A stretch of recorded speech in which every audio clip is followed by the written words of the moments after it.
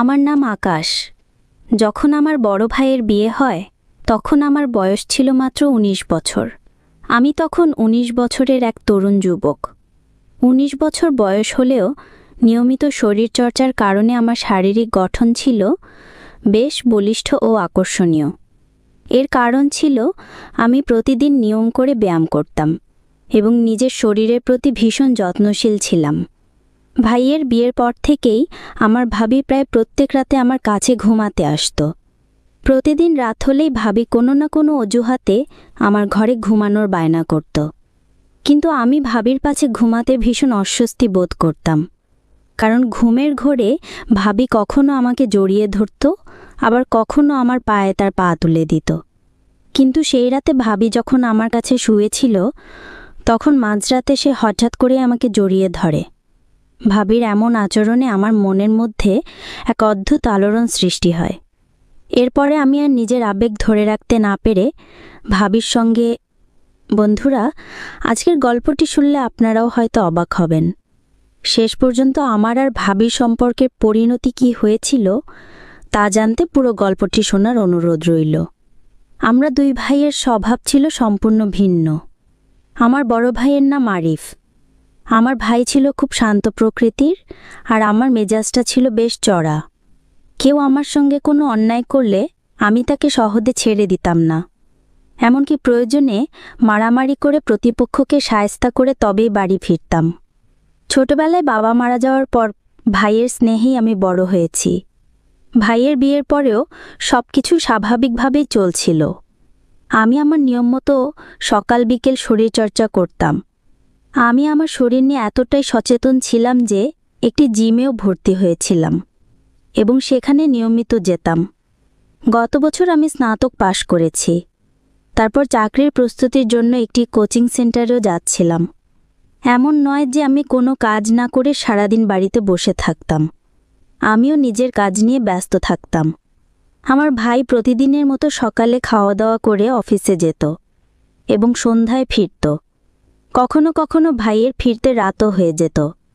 ভাই ভীষণ ব্যস্ত থাকত, তাই বাড়ির সমস্ত বাজারঘাটের দায়িত্ব আমার উপরেই ছিল। আমি ভাইকে খুব ভালোবাসতাম। ভাইও আমাকে ভীষণ স্নেহ করত। অন্যদিকে মা ও ভাবি দুজনে মিলেই সংসারের সব কাজ সামলাত। ভাইয়ের বিয়ের এক সপ্তাহ পর ভাবি যখন তার বাপের বাড়ি থেকে ফিরে আসে তখন আমরা সবাই একসঙ্গে খেতে বসেছিলাম। তখন ভাবি মাকে বলল, মা, আজ বিকেলে আমি একটু বেড়াতে যেতে চাই, আর আকাশও আমাদের সঙ্গে যাবে।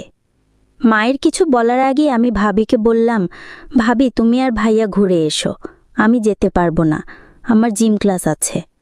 ভাবি তখন সবার সামনে আমার হাত ধরে বলল, আকাশ, তুমি এত ভাব দেখাচ্ছ কেন? আমি কত অনুরোধ করে তোমাকে বলছি। আমার আপত্তিতে ভাবি আমার মায়ের হাত ধরে বলল, মা, দেখুন তো আপনার ছোট ছেলে কত অহংকার দেখাচ্ছে। এবার আপনি কিছু বলুন যাতে আকাশ আমাদের সঙ্গে যায়। ভাবির কথা শুনে আমার ভাই ও মা আমাকে যেতে অনুরোধ করল এবং আমি তাদের কথা ফেলতে পারলাম না। বিকেলবেলা আমরা তিনজন যখন বাইরে ঘুরতে বের হলাম তখন ভাবি রাস্তার পাশের একটি দোকানে চা খাওয়ার জন্য জেদ ধরল। আমরা তিনজন সেখানে চা খেতে গেলাম এবং সেখানেই দুটো ছেলের সঙ্গে আমার ঝামেলা হয়ে যায়। আমি প্রচণ্ড রেগে গিয়ে ছেলেগুলোকে খুব মেরেছিলাম। আসলে আমরা যখন চা খাচ্ছিলাম তখন কিছু ছেলে আমার ভাবির শারীরিক গঠন নিয়ে কুরুচিপূর্ণ মন্তব্য করছিল। আমার ভাবি দেখতে খুবই সুন্দরী ছিল। ওই ছেলেরা যখন ভাবিকে নিয়ে নোংরা কথা বলছিল তখন আমার মাথা গরম হয়ে গিয়েছিল। ভাইয়া আমার রাগ দেখে বলেছিল, আকাশ, এসব রাস্তার ছেলেদের সঙ্গে ঝামেলা করে লাভ নেই, ওদের কথায় কান দিস না। আমি ভাইয়ের কথা শুনে নিজেকে সংযত করার চেষ্টা করেছিলাম, কিন্তু ছেলেগুলো যখন আরও বাজেভাবে মন্তব্য করতে শুরু করে তখন আমি আর নিজের রাগ সামলাতে না পেরে ওদের প্রচণ্ড মেরেছিলাম। আমি আমার ভাবিকে মায়ের অসনেই দেখতাম, তাই এটা আমি কখনই সহ্য করতে পারতাম না যে আমার মাতৃসম ভাবিকে কেউ খারাপ কথা বলুক বা তার দিকে কুনজরে তাকাক। ওই ঘটনার পর থেকে আমার আর ভাবির সঙ্গে কোথাও বাইরে যেতে ইচ্ছে করত না। কিন্তু আমার ভাবি প্রতিদিন কোনো না কোনো অজুহাতে আমার সঙ্গেই বাইরে যেত। এমনকি সেদিন ভাবির আচরণ দেখে আমি খুব অবাক হয়েছিলাম। কারণ ভাবি যখন আমার মোটরসাইকেলের পেছনে বসতো তখন সে আমাকে অনেক জোরে চেপে ধরত। আমার ভাবি কোনো না বাহানায় সবসময় আমাকে স্পর্শ করার চেষ্টা করত। আমার প্রতি ভাবির এই আচরণের আসল উদ্দেশ্য কী ছিল সেটা আমি অনেক পরে বুঝতে পেরেছিলাম। একদিন আমার ভাই যখন অফিস থেকে ফেরেনি তখন ভাবি আমার ঘরে ঢুকে আমার হাত ধরে টেনে নিজের ঘরে নিয়ে যায়। ভাবির ঘরে ঢুকে তার দিকে তাকিয়ে আমি অবাক হয়েছিলাম। ভাবি তখন একটা নীল রঙের রাতের পোশাক পরেছিল এবং ওই পোশাকে তাকে পরীর মতো লাগছিল। মনে হচ্ছিল যেন স্বর্গ থেকে কোনো অপ্সরা নেমে এসেছে। আমার কিছু বলার আগেই ভাবি আমাকে জিজ্ঞেস করল, আকাশ, বলো তো আমাকে এই পোশাকে কেমন লাগছে? আমি ভীষণ লজ্জা পেয়ে মাথা নিচু করে বললাম, ভাবি, তোমাকে খুব সুন্দর লাগছে। ভাবি তখন খুশি হয়ে আমার হাতটা চেপে ধরে বলল, আকাশ, আমার কাছে আরও দুটো নতুন পোশাক আছে, আমি সেগুলোও পরে আসছি। সে এমনভাবে আমার কাছে আবদার করত যে আমি না করতে পারতাম না, যদিও আমার নিজেরই খারাপ লাগত। আবার ভাবির আচরণ দেখে মাঝে মাঝে মনে হতো সে হয়তো একটু খামখেয়ালি স্বভাবের। আমি হয়তো তার সম্পর্কে ভুল ভাবছি। আমি নিজেও ঠিক বুঝতে পারছিলাম না কোনটা ঠিক আর কোনটা ভুল। ওই সময় ভাবি আমার কাছে যে আবদারগুলো করছিল সেগুলো আমার একদমই ভালো লাগছিল না। তবু আমি চুপচাপ সহ্য করছিলাম, শুধু এটা ভেবে যে সে আমার ভাইয়ের স্ত্রী। তারপর ভাবি আমার উপস্থিতিতেই পর্দার আড়ালে গিয়ে যখন পোশাক পরিবর্তন করছিল তখন পর্দার উপরে তার শরীরের অবয়ব ফুটে উঠছিল। সেটা দেখে আমার শরীরে এক অন্যরকম অনুভূতি জেগে ওঠে এবং আমি উত্তেজিত হয়ে পড়ি। পরক্ষণেই আমার মনে হলো ভাবির জন্য আমার মনে যে অনুভূতি জেগেছে তা একদমই ঠিক নয়। আমি নিজেকে নিয়ন্ত্রণ করলাম এবং ভাবির অপেক্ষা না করেই সেই ঘর থেকে বেরিয়ে নিজের ঘরে চলে এলাম, কারণ আমি বুঝতে পারছিলাম যে এসব ঠিক হচ্ছে না। ভাবিকে ওই অবস্থায় দেখার পর আমার মনে যে আবেগ জেগেছিল তা অনুচিত ছিল। তারপর আবার ভাবলাম, ভাবি তো চাইলে বাথরুমের ভেতরে গিয়ে পোশাক পরিবর্তন করতে পারত, তাহলে সে কেন আমার সামনে পর্দার আড়ালে পোশাক পরিবর্তন করল? আমি কিছুই বুঝতে পারছিলাম না। ভাবি কি নির্দোষ ছিল, নাকি সে জেনে শুনেই আমাকে তার দিকে আকর্ষণ করার জন্য এসব করত? সেদিন সারা রাত ভাবির কথা ভাবতে ভাবতেই কেটে যায়। এমনকি ভাইয়া অনেক সময় রাতে বাড়ি ফিরতে না পারলে ভাবি আমার ঘরে ঘুমাতে চলে আসত। ভাবি বলতো তার নাকি একা ঘুমাতে ভয় লাগে, তাই আমি তখন সোফায় ঘুমাতাম আর ভাবি বিছানায় ঘুমাতো। পরের দিন সকালে আমরা সবাই যখন একসঙ্গে নাস্তা করছিলাম তখন ভাবির মোবাইলে একটা ফোন আসে। ফোনে কথা বলার পর ভাবি মা ও ভাইকে বলল তার এক প্রিয় বান্ধবী নাকি খুব শরীর খারাপ, তাই সে তার বান্ধবীর সঙ্গে দেখা করতে যাবে। আমার ভাই ও মা তখন ভাবিকে তার বান্ধবীর বাড়িতে যাওয়ার অনুমতি দেয়। ভাবি তখন মাকে বলল, মা, আপনার ছেলে তো অফিসে চলে যাবে, তাহলে আমি আকাশকে সঙ্গে নিয়ে যাব। মা তখন আমার দিকে তাকিয়ে বললেন, আকাশ, তুমি তোমার ভাবিকে সঙ্গে নিয়ে তার বান্ধবীর বাড়ি থেকে ঘুরে এসো। মায়ের কথা শুনে আমি অবাক হয়ে চেয়ার থেকে উঠে দাঁড়িয়ে বললাম, মা, আমি ভাবির সঙ্গে যেতে পারবো না, আমার এখন জিম ক্লাস আছে। আমি যখন ভাবির সঙ্গে যেতে রাজি হলাম না তখন ভাবি আমার মাকে জড়িয়ে ধরে বলল, মা, দেখছেন তো আকাশ কত অহংকার দেখাচ্ছে। আসলে আমার মা ভীষণ সহজ সরল প্রকৃতির মানুষ ছিলেন, তাই তাকে বোকা বানানো খুব সহজ ছিল। আমার ভাই তখন আমাকে বলল, আকাশ, তুমি জিম ক্লাসে পরেও যেতে পারবে, এখন তুমি তোমার ভাবিকে নিয়ে যাও। ভাইয়ের কথা আমি আর অমান্য করতে পারলাম না, তাই আমার ইচ্ছে না থাকা সত্ত্বেও ভাবিকে তার বান্ধবীর বাড়িতে নিয়ে যেতে হয়। কিন্তু আমি স্বপ্নেও ভাবতে পারিনি যে সেদিন আমার সঙ্গে এত বড় একটা দুর্ঘটনা ঘটবে। আমি তো কল্পনাও করতে পারিনি যে ভাবির মনে আমার প্রতি এসব ছিল। ভাবির বান্ধবীর বাড়িতে গিয়ে দেখি তার বান্ধবী ওই বাড়িতে একাই ছিল, সে ওই বাড়িতে ভাড়া থাকত। তারপর ভাবির বান্ধবী আমাদের ঠান্ডা পানীয় খেতে দিয়ে বলল, আমি তো অসুস্থ, তাই বাইরে থেকে কিছু খাবার আনিয়েছি। সেই ঠান্ডা পানীয়টা খাবার পর জানি না কেন আমার মাথা ঘুরতে শুরু করে। আমার মাথা যখন ঘুরতে থাকে তখন ভাবি আমাকে ধরে ফেলে। আমার শরীর খারাপ হতে দেখে ভাবির বান্ধবী ভাবিকে বলল আমাকে ভেতরের ঘরে নিয়ে যেতে। তারপর আমার ভাবি নিজের কাঁধে আমার হাত রেখে আমাকে জড়িয়ে ধরে ভেতরের ঘরে নিয়ে গিয়ে বিছানায় শুইয়ে দেয়। এরপর আমার আর কোনো জ্ঞান ছিল না।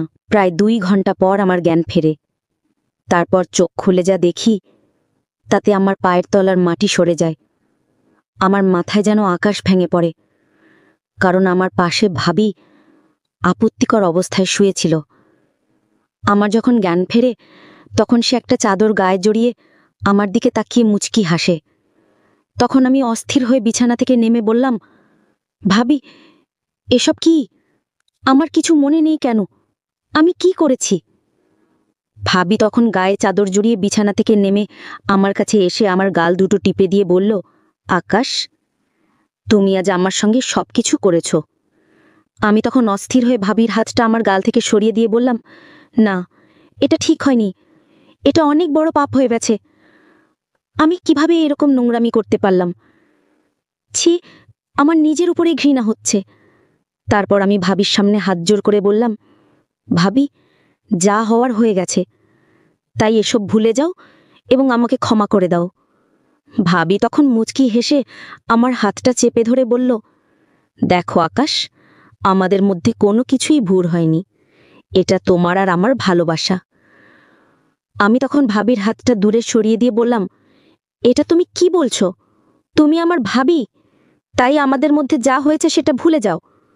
ভাবি তখন ভীষণ রেগে গিয়ে আমাকে বলল, দেখো আকাশ, আমি তোমাকে অনেক ভালোবাসি। শুধুমাত্র তোমাকে পাওয়ার জন্যই আমি তোমার ভাইকে নামমাত্র বিয়ে করেছি, কিন্তু আমি ভালোবাসি তোমাকে, এবং আজ থেকে তুমি শুধু আমার। ভাবির কথা শুনে আমার মাথা ঘুরে ওঠে। আমি তখন ভাবিকে হুমকি দিয়ে বললাম, দেখো ভাবি, তুমি যদি বেশি বাড়াবাড়ি করো তাহলে আমি ভাইয়া ও মাকে তোমার ব্যাপারে সব সত্যি কথা বলে দেব, আর সবকিছু শোনার পর ভাইয়া তোমাকে বাড়ি থেকে ধাক্কা মেরে বের করে দেবে। আমার কথা শুনে ভাবি জোরে জোরে হেসে নিজের মোবাইলটা বের করে কিছু ছবি দেখালো, যেগুলোতে আমি আর ভাবি অর্ধনগ্ন অবস্থায় একে অপরকে জড়িয়ে ধরেছিলাম। সেই ছবিগুলো দেখিয়ে ভাবি আমাকে হুমকি দিতে শুরু করে। আমি খুব ভালোভাবেই জানতাম যে ওই ছবিগুলো ভাইকে দেখালে সে আমাকেই খারাপ ভাববে। ভাবির কথা শুনে আমি বুঝে গিয়েছিলাম যে আমার প্রতি ভাবির উদ্দেশ্য ঠিক নয়। এমনকি ওই সব কিছু ভাবিরই চালাকি ছিল। ভাবি নিজে তার বান্ধবীকে দিয়ে আমার ঠান্ডা পানীয়র মধ্যে নেশার ওষুধ মিশেছিল, এবং ভাবি এই সব কিছু আগে থেকেই পরিকল্পনা করে রেখেছিল। সেদিন বাড়ি ফিরে আসার পর আমি মা ও ভাইকে বলেছিলাম যে আমি এবার বিয়ে করতে চাই। আসলে আমি ভেবেছিলাম আমি বিয়ে করে নিলে ভাবির কাছে আর কোনো উপায় থাকবে না আমাকে হুমকি দিয়ে তার সঙ্গে নোংরামি করানোর, কারণ সেদিনের পর থেকে ভাবি আমাকে হুমকি দিত তার সঙ্গে সম্পর্ক রাখার জন্য, আর আমি রাজি না হলে সে ওই ছবিগুলো আমার মা ও ভাইকে দেখানোর ভয় দেখাতো। আমি তো স্বপ্নেও ভাবতে পারিনি যে যেই নারীকে আমি মাতৃসম মনে করতাম সেই নারীর মনে আমার প্রতি অন্য কিছু ছিল। আমি এক ভীষণ উভয় সংকটে পড়ে গিয়েছিলাম, এবং এই কথাগুলো আমি কাউকে বলতেও পারছিলাম না। তাই আমি নিজে থেকেই বিয়ে করার সিদ্ধান্ত নিয়েছিলাম, যদিও আমার তখন বিয়ে করার কোনো ইচ্ছে ছিল না। ভেবেছিলাম আমি অন্য মেয়ের সঙ্গে বিয়ে করে নিলে ভাইয়ের সংসারটা অন্তত গেঁচে যাবে। তারপর আমি যখন বিয়ে করতে চাইলাম তখন ভাইয়া ও মা আমার বিয়ের জন্য রাজি হয়ে যায়, এবং 1 মাসের মধ্যেই আমার বিয়ে হয়। আমি ভেবেছিলাম এবার হয়তো সবকিছু ঠিক হয়ে যাবে, কিন্তু আমি স্বপ্নেও ভাবতে পারিনি যে আমার ভাবি এতটা নিচে নামতে পারে। আমার মনে তো ভাবির জন্য শুধু শ্রদ্ধাই ছিল, আমি তাকে কোনোদিন সেই চোখে দেখিনি। কিন্তু ভাবি বলেছিল সে নাকি শুধুমাত্র আমার জন্য আমার ভাইয়ের সঙ্গে বিয়ে করেছে। সে ভেবেছিল বিয়ের পর আমার সঙ্গে আনন্দ ফুর্তি করবে এবং তার সৌন্দর্য দেখিয়ে আমাকে নিজের দিকে আকর্ষণ করে তার শারীরিক চাহিদা পূরণ করবে, আর আমার ভাইকে শুধু টাকার জন্য ব্যবহার করবে। কিন্তু আমার ভাবির মনের ইচ্ছা পূরণ হয়নি। এইরকম নোংরা মানসিকতার মানুষও আমাদের সমাজে বাস করে, এটা ভাবতেও অবাক লাগে। অবাক লাগলেও এটাই সত্যি। বিয়ের পর ফুলসজ্জা রাতে আমি যখন আমার স্ত্রীর কাছে যাই তখন তাকে কিছু বলার আগেই আমি ঘুমিয়ে পড়ি। ভেবেছিলাম ফুলসজ্জার রাতে আমার স্ত্রীকে সবকিছু সত্যি কথা বলে দেব, যে আমার ভাবি আমার সঙ্গে কি করেছে, এবং এতে আমার কোনো দোষ নেই। কিন্তু আমার এত বেশি ঘুম পাচ্ছিল যে আমি আমার স্ত্রীর সঙ্গে সময় কাটাতে পারিনি, কারণ আমার ভাবি ইচ্ছা করেই দুধের গ্লাসে ঘুমের ওষুধ মিশিয়ে দিয়েছিল, এবং সেই দুধ খাবার পরেই আমি ঘুমিয়ে পড়েছিলাম। ভাবি ইচ্ছা করেই আমার দুধে ঘুমের ওষুধ মিশিয়েছিল যাতে আমি আমার স্ত্রীর সঙ্গে ফুলসজ্জার রাত কাটাতে না পারি। ভাবি কখনোই চায়নি যে আমি অন্য কাউকে বিয়ে করি, তাই ভাবি আমার স্ত্রীকে বাড়ি থেকে তাড়িয়ে দেওয়ার জন্য তাকে অপয়া প্রমাণ করার চেষ্টা করেছিল, কারণ ভাবি আমার বিয়েতে কোনোভাবেই বাধা দিতে পারেনি। তাই সে আমার স্ত্রীকে বাড়ি থেকে বের করে দেওয়ার ফোন দিয়ে এঁটেছিল। তাই ভাবি নিজেই প্রত্যেকটা কাজ খারাপ করে দিয়ে আমার স্ত্রীকে দোষারোপ করত এবং মাকে আমার স্ত্রীর ব্যাপারে উল্টোপাল্টা কথা বলতো, যাতে মা আমার স্ত্রীকে ঘৃণা করে এবং তাকে বাড়ি থেকে বের করে দেয়। কিন্তু আমার মা ভাবির কথায় বিশ্বাস করতো না।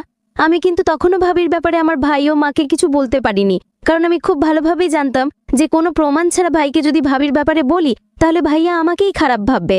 তাই আমি সেই দিনের অপেক্ষায় ছিলাম যেদিন আমি ভাবির ব্যাপারে প্রমাণ সহ ভাইকে দেখাতে পারবো যে ভাবি কতটা নোংরা মানসিকতার মানুষ এবং সে আমার সঙ্গে কত বড় অন্যায় করেছে। এমনকি আমার বিয়ের পরেও ভাবি আমাকে বিরক্ত করত। সেই সুযোগ পেলেই আমার ঘরে ঢুকে পড়তো এবং আমাকে বাজেভাবে ছোঁয়ার চেষ্টা করত। আমি তখন তার এই নোংরা ব্যবহারের জন্য খুব বিরক্ত হতাম এবং আমি বুঝতে পারছিলাম যে ভাবির সত্যিটা খুব তাড়াতাড়ি যদি সবার সামনে না নিয়ে আসি তাহলে আমার পরিবারে অশান্তির সৃষ্টি হবে, কারণ আমি আমার স্ত্রীকে কোনোভাবেই ঠকাতে চাইনি। তাই ভাবির নোংরামি সবার সামনে নিয়ে আসার জন্য আমি একটা ফোন দিয়ে এঁটেছিলাম। আমার ভাই তো ভাবিকে অনেক ভালোবাসতো, কিন্তু ওই মহিলা আমার ভাইকে ঠকাচ্ছিল। আর এই সব কিছু জানার পরেও আমি কিভাবে চুপচাপ বসে থাকতাম? আমি জানতাম যে ভাবি সত্যিটা সবার সামনে এলে আমার ভাইকে ঠকাচ্ছিল। আর এই সব কিছু জানার পরেও আমি কিভাবে চুপচাপ বসে থাকতাম?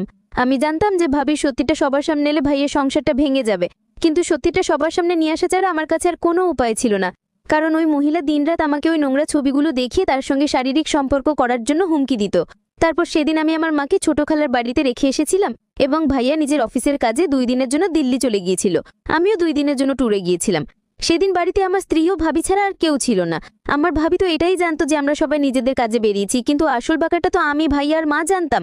আসলে সেদিন আমরা কোথাও যাইনি, আমরা বাড়ির আশেপাশেই ছিলাম। এই ব্যাপারে আমার ভাবি কিছুই জানতো না, কিন্তু আমার স্ত্রী সবকিছুই জানতো। তারপর সন্ধ্যায় আমার স্ত্রী যখন ঘরের ভেতরে আরাম করছিল তখন আমার ভাবি নিজের মাথায় নিজেই আঘাত করে চিৎকার করে আমার স্ত্রীকে বারান্দায় ডাকে। আমার স্ত্রী যখন বারান্দায় এসে দেখে যে ভাবির মাথা থেকে রক্ত পড়ছে, তখন সে অনেক ঘাবড়ে গিয়ে ভাবির মাথায় হাত দিয়ে বলল, ভাবি তোমার কি হয়েছে? তোমাকে কে আঘাত করেছে? তোমার মাথা থেকে তো রক্ত বেরোচ্ছে।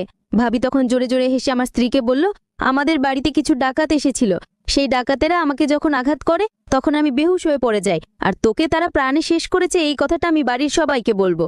তারপর আমার স্ত্রীর কিছু বলার আগেই ভাবি আমার স্ত্রীকে লাঠি দিয়ে আঘাত করে। আসলে সে আমার স্ত্রীকে প্রাণে শেষ করে দিতে চেয়েছিল। তারপর ভাবি আমার স্ত্রীকে দেওয়ালে একটা ধাক্কা মেরে দিয়ে বলল, তুই আমার আর আকাশের মাঝখানে চলে এসেছিস। আমি আকাশকে ভালোবাসি, আকাশ শুধু আমার, তাই তোকে আমার রাস্তা থেকে সরতে হবে এবং সেটার একটাই উপায় আছে, সেটা হচ্ছে তোকে প্রাণে শেষ করে দেওয়া। এই বলে ভাবি যখন আমার স্ত্রীর গলা টিপে ধরে তখন আমরা তাড়াতাড়ি ঘরের বাইরে থেকে ভেতরে ঢুকে পড়ি এবং ভাবিকে টেনে হিঁচড়ে আমার স্ত্রীর কাছ থেকে দূরে সরাই। আমরা এই সবটাই ঘরের বাইরে দাঁড়িয়ে জানালা দিয়ে দেখছিলাম যে ভাবি কিভাবে নিজের পাগলামি শুরু করেছিল।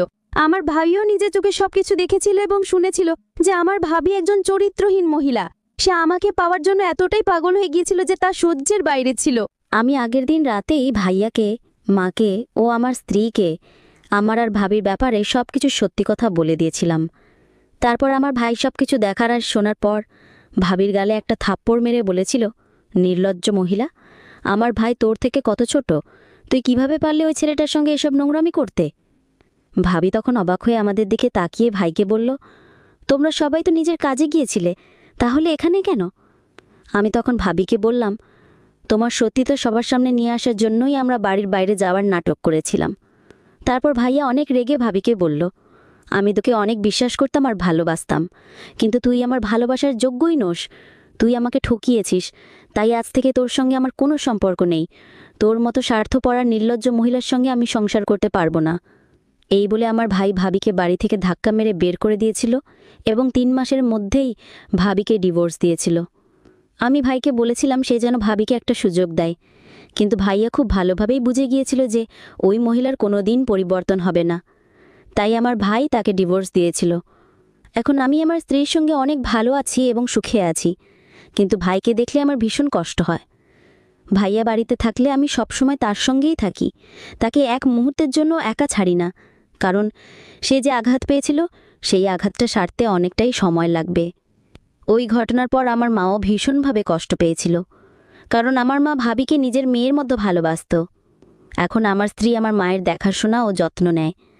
আমার স্ত্রী আমাকে ভীষণ ভালোবাসে এবং বাড়ির সবার খেয়াল রাখে। কোনো ব্যক্তিকে ভালোবাসা বা পছন্দ করা অপরাধ নয়, কিন্তু ওই ব্যক্তিকে পাওয়ার জন্য পাগলামির সীমা ছাড়িয়ে যাওয়াটা ভুল। কাউকে জোর করে বা হুমকি দিয়ে তার ভালোবাসা কখনোই পাওয়া যায় না। ভালোবাসা তো পাওয়া যায় ভালোবাসা দিয়েই।